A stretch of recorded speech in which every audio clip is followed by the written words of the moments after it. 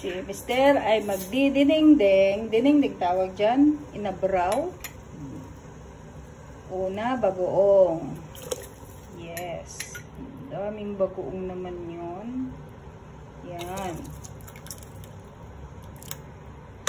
Yan. Hayaan kumulo para matanggal yung scum from the bagoong. Yan yung scum. Tatanggalin. Ito, mga halo ng aming gulay na pangdinengdeng sariwa. Yan. Ito, yan. Talbos ng sitaw. Ang sangtali ng saluyot. Ganito ang paggawa ng saluyot. Himay-himayin mo at masyado malapad ang dahon. Yan. Sarap. Ayan, nilalagay. Yan ang saluyot. Unang nilagay na gulay kasi matagal daw yung maluto. Yan.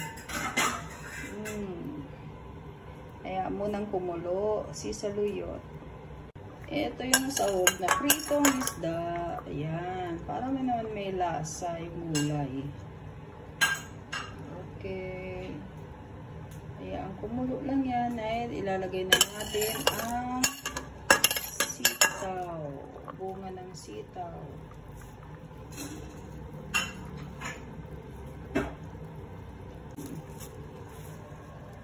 Ito ang talbos ng sitaw.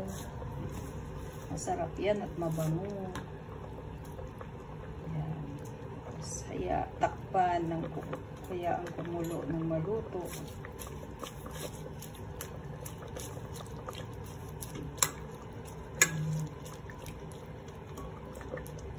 Matigas ang tangkay niyan, takpan.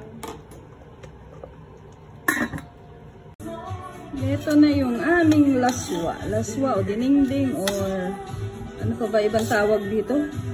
Inabraw. So, paano? Yan. Niluto lang sa bagoong. Isang sagpaw ng pritong isda. Naubos na namin yung isda. Ayan. Ang sarap ng saluyot. Kasama na yung dahon ng sitaw. With sitaw. Oh, sarap. Kain tayo. Sabaw pa lang, ulam na.